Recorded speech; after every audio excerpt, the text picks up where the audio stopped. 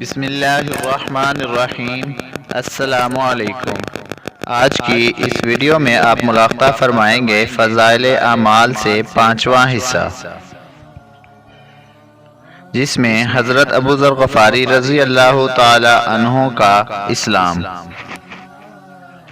حضرت ابو ذر غفاری رضی اللہ تعالی عنہ مشہور صحابی ہیں جو بعد میں بڑے زاہدوں اور بڑے علماء میں سے ہوئے۔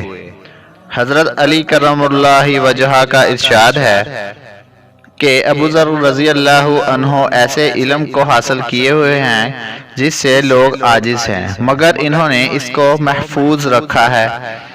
جب ان کو حضور اقدس صلی اللہ علیہ وسلم کی نبوت کے پہل خبر پہنچی تو انہوں نے اپنے بھائی کو حالات کی تحقیق کے واسطے مکہ بھیجا۔ جو شخص یہ دعویٰ کرتا ہے کہ میرے پاس وحی آتی ہے اور آسمان کی خبریں آتی ہیں، اس کے حالات معلوم کریں۔ وہ مکہ مکرمہ آئے اور حالات معلوم کرنے کے بعد اپنے بھائی سے جا کر کہا کہ میں نے ان کو اچھی عادتوں اور عمدہ اخلاق کا حکم کرتے دیکھا، اور ایک ایسا کلام سنا جو نہ شعر ہے نہ کہنوں کا کلام ہے۔ ابو ذر رضی اللہ عنہ کی اس مجمل بات سے تشویق نہ ہوئی تو خود سامان سفر کیا اور مکہ پہنچے اور سیدھے مسجد حرام میں گئے۔ حضور صلی اللہ علیہ وسلم کو پہچانتے نہیں تھے اور کسی سے پوچھنا مصلحت کے خلاف سمجھا۔ شام تک اسی حال میں رہے۔ شام کو حضرت علی کرم اللہ وجہہ نے دیکھا کہ ایک پردیسی مسافر ہے۔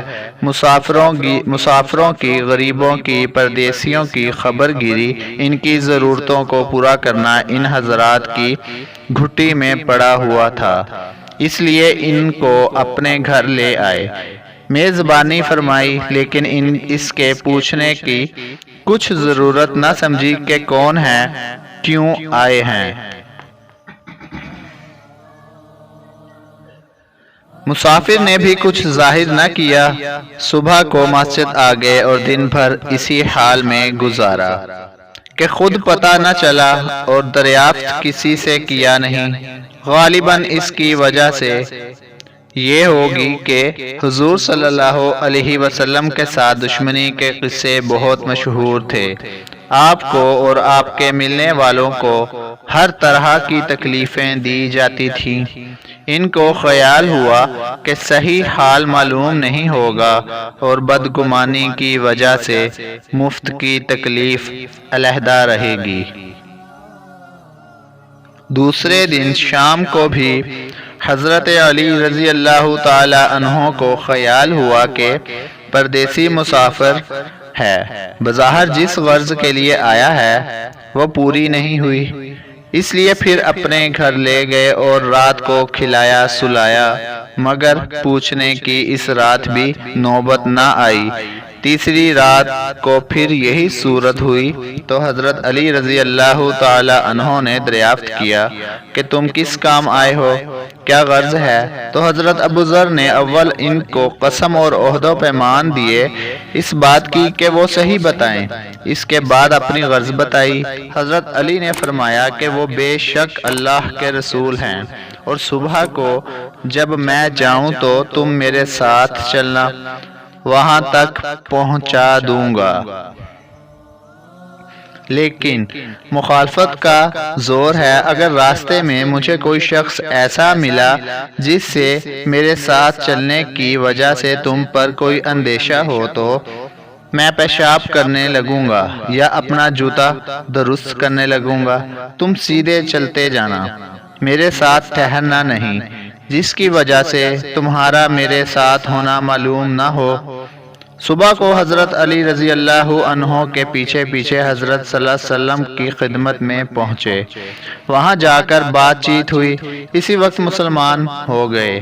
حضور اقدس صلی اللہ علیہ وسلم نے ان کی تکلیف کے خیال سے فرمایا کہ اپنے اسلام کو ابھی ظاہر نہ کرنا، چپکے سے اپنی قوم میں چلے جاؤ، جب ہمارا غلبہ ہو جائے اس وقت چلے آنا۔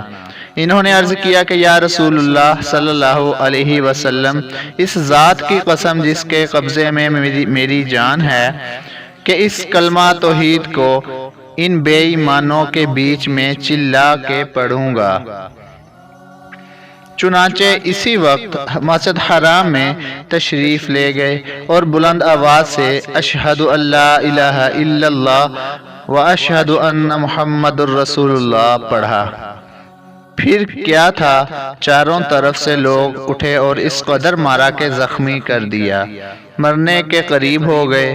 حضور صلی اللہ علیہ وسلم کے چچا حضرت عباس رضی اللہ عنہ، جو اس وقت تک مسلمان نہیں ہوئے تھے، ان کے اوپر بچانے کے لیے لیٹ گئے اور لوگوں سے کہا کہ کیا ظلم کرتے ہو؟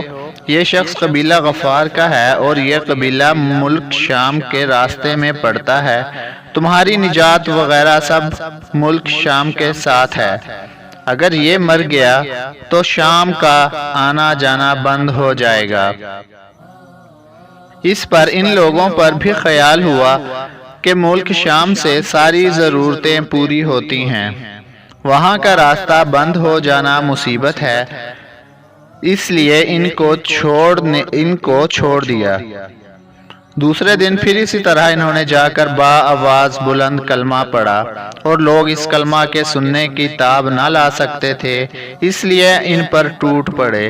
دوسرے دن بھی حضرت عباس نے اسی طرح ان کو سمجھا کر ہٹایا کہ تمہاری تجارت کا راستہ بند ہو جائے گا۔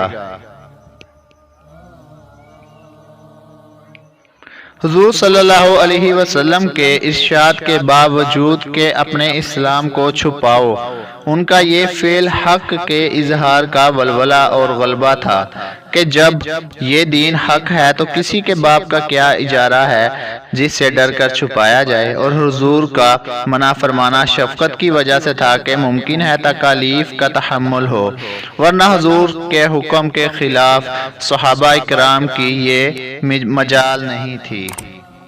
ویڈیو پسند آئی تو لائک کریں، چینل کو سبسکرائب نہیں کیا تو سبسکرائب کریں۔